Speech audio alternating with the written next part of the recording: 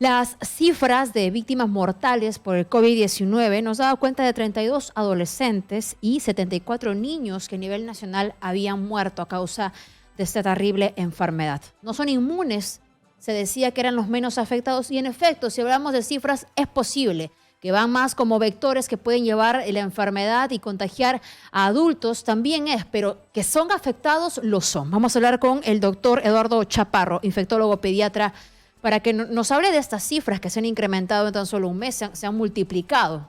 Doctor Chaparro, buenas tardes. Buenas tardes, ¿cómo le va? Muy bien.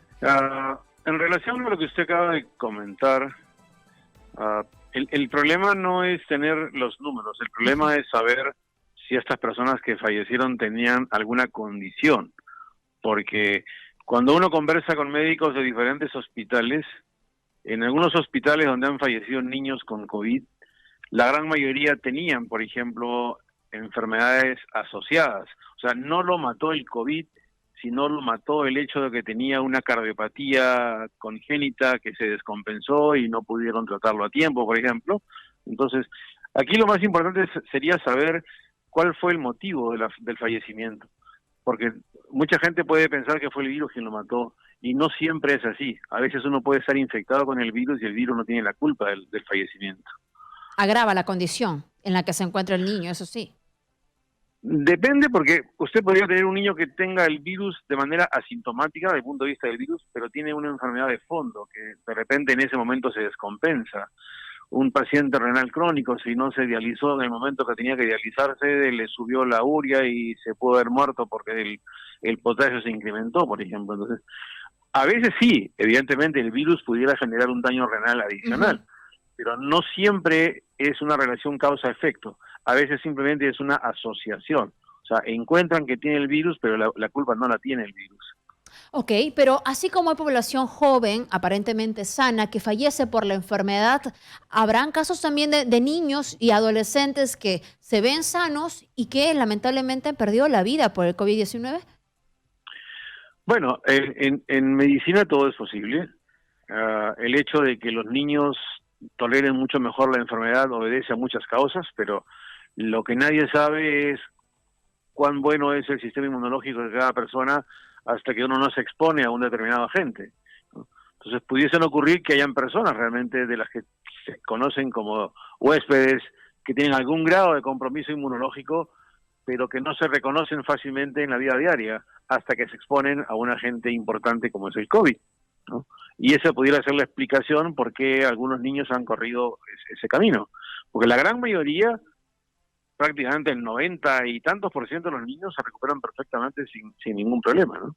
¿Cómo entender esta información reciente de la Universidad de Harvard en la que revela que los niños tienen una alta tasa de carga viral, a diferencia incluso de los adultos, pero sin embargo las cifras de sus fallecimientos son menores?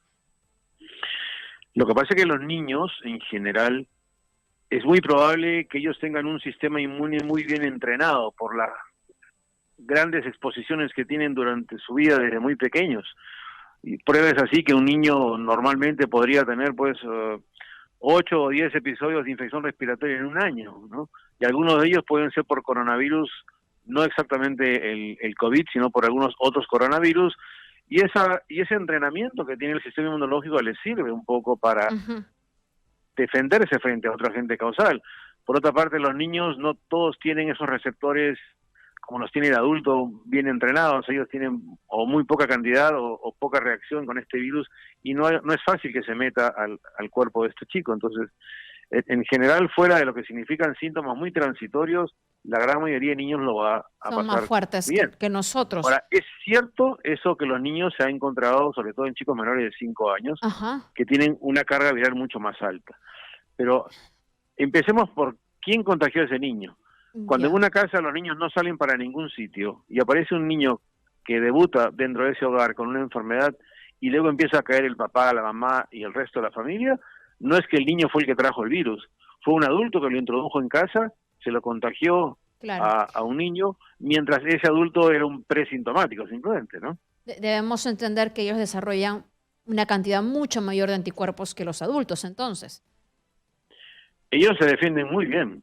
Ah, el nivel de anticuerpos es algo que todavía en el momento no es fácil Ajá. saber si los números Ok. significan algo o es que la inmunidad celular es mucho más importante que la inmunidad humoral. Pero lo que sí es que si en una familia, por ejemplo, vive en ese momento papá, mamá, los abuelos y los hijos, si los padres enferman, los niños no pueden ir a ser criados por los abuelos, porque si los niños ya se contaminaron, van a contagiar a los abuelos y el problema sí va a ser para ellos. Entonces, si en una familia están los abuelos, los padres y los hijos van a tener que quedarse con los padres, porque los hijos tienen mucho más chance de pasar la enfermedad mucho mejor que si se enfermaran los abuelos. Correcto. Pero sí se puede prever que actualmente, pasados ya más de 5 meses del coronavirus en nuestro país, el número ha incrementado bastante. Hace semanas, antes de que se rompa la cuarentena, debo decir, creo que no llegábamos a 20 niños fallecidos o podíamos ser un poco más de eso, pero ahora hemos multiplicado ese número. ¿Qué circunstancias nos han llevado a ello? ¿La confianza excesiva de pronto de algunos padres de familia? Quizá la necesidad de reanudar actividades que tienen que hacer que el papá y la mamá encarguen al niño en otro lado. ¿Puede ser también esto? Definitivamente la salida a buscarse sustento diario ha sido uno de los grandes motivos por el cual esto ha repuntado en los adultos y finalmente los adultos son los que están llevando la infección en la casa. Y si quedaron los niños en manos de terceras personas y nadie tomó la precaución de saber si esa tercera persona tenía o no tenía la infección, definitivamente los niños pueden contagiarse.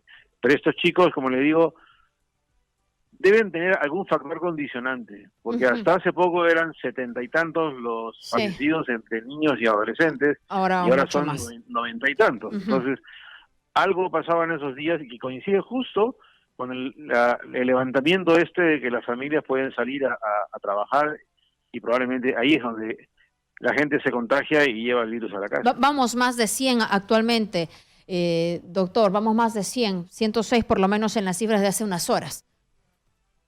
Bueno, es algo que, como le digo, para mí lo más importante es, nosotros sabemos que en el Perú existen grupos de riesgo, Sí, y esos grupos de riesgo pueden ser niños que tengan síndrome de Down, pueden ser niños que tengan cáncer, diabetes, porque hay niños diabéticos, niños oncológicos, sí, niños con cardiopatías congénitas.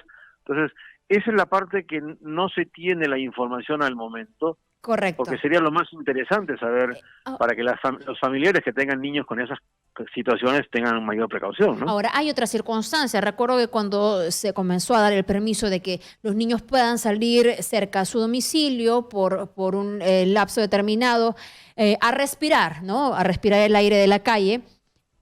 Se comenzó también a analizar cuál es la situación de los hospitales, ¿no? Del área de pediatría para atender y también del área UCI de pediatría, donde los ventiladores, entiendo, no son iguales que los ventiladores mecánicos que se utilizan para personas mayores. ¿Cuál es ahora mismo este soporte en salud que tenemos para atender a los niños? Y si acaso esto también está agravando el número de fallecidos.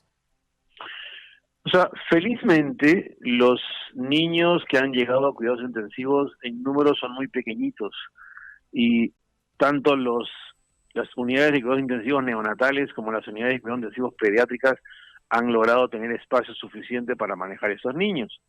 Ahora, existe otra patología que se llama el síndrome inflamatorio multisistémico, que es una patología que se está dando felizmente con poca frecuencia, pero son niños que con mucha probabilidad van a llegar a una unidad de cuidados intensivos para su manejo, ¿no?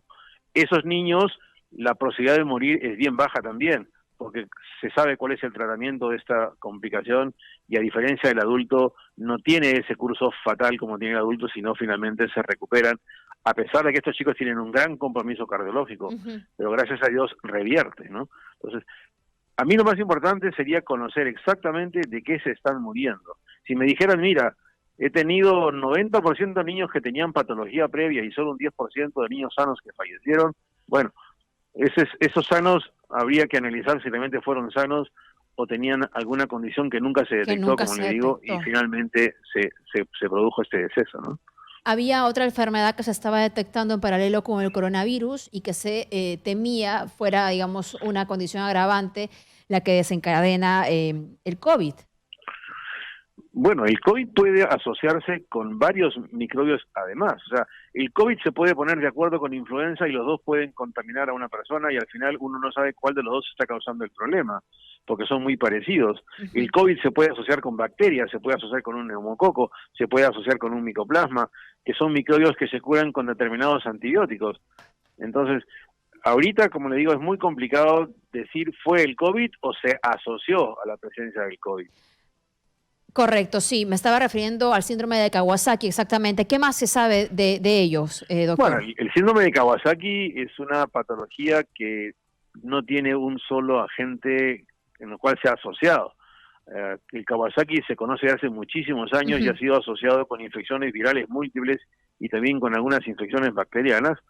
Simplemente se sabe que ocurre una reacción inflamatoria, pero la mayoría de estos pacientes se recuperan con tratamiento con inmunoglobulinas y con un poco de aspirina y excepcionalmente con corticoides. O sea, no ocurre mucha muerte con ese tipo de problemas, ni con los que tienen ahora el síndrome inflamatorio multisistémico, que se puede parecer un poco al Kawasaki, pero con algunas diferencias. No se ha terminado de comprobarse, ¿no?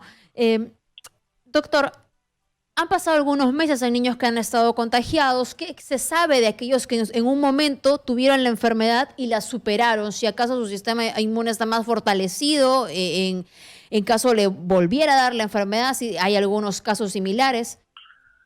En este momento no se ha demostrado ni en niños ni en adultos la posibilidad de reinfección.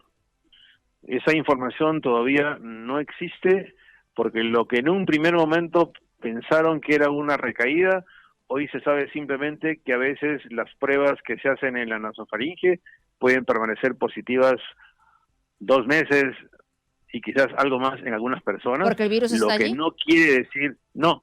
La prueba simplemente detecta un pedacito, no, el antígeno, o sea, la presencia de un pedacito del virus que quedó ahí, pero ese virus no es viable, ese virus no tiene capacidad de contagiar. ¿No? Entonces, como la prueba sale positiva, todo el mundo piensa que fue un segundo episodio. Hoy se sabe que eso no es cierto, por tanto, hasta el momento no se ha podido demostrar que una persona haya hecho 2 veces la misma infección. Para terminar, si tenemos a un niño, ya sea sano o que tiene alguna comorbilidad, ¿es importante también ir revisando su saturación de oxígeno? Yo pienso que no tanto para el asintomático, pero para el sintomático, claro, que tiene alguna condición de riesgo, siempre es importante estar mirando la oxigenación. Y con mayor razón si el chico es cardiópata, porque los cardiópatas tienen a veces cardiopatías complejas que no han sido todavía intervenidas y que evidentemente con una infección como esta se puede complicar mucho más la parte pulmonar y evidentemente la parte cardiovascular también, ¿no? Perfecto. Pero es bueno que todos tengan en su casa, frente a este virus, un oxímetro de pulso para cualquier adulto o niño que enferme. Eso sí, clarísimo. Doctor Chaparro, para terminar, recomendaciones a los papás o a los que cuidan a los menores en casa. Definitivamente, los que van a salir a trabajar tienen que tomar las mayores precauciones para no traer de vuelta a casa el virus. Y si por mala suerte entra el virus en casa y el niño es el que empieza a veces con el síntoma, ¿no? Hay que estar bien al tanto de, sobre todo si en ese domicilio habitan personas de la tercera edad. En este momento hay que pensar primero en COVID, segundo en COVID, tercero en COVID y después en otras cosas. Si uno descuida esa posibilidad, los abuelitos se van a contaminar y ellos sí pueden tener un curso que puede ser fatal. Con los niños hay que mirarlos con tranquilidad, hay que darle su medicación para manejar la fiebre o el dolor, no tienen necesidad de darle ninguna ivermectina, ni corticoides, ni nada. Ni dióxido. Salvo que ni dióxido de nada, porque eso no necesita un niño. Perfecto. Muy bien, doctor Chaparro. Gracias por la comunicación.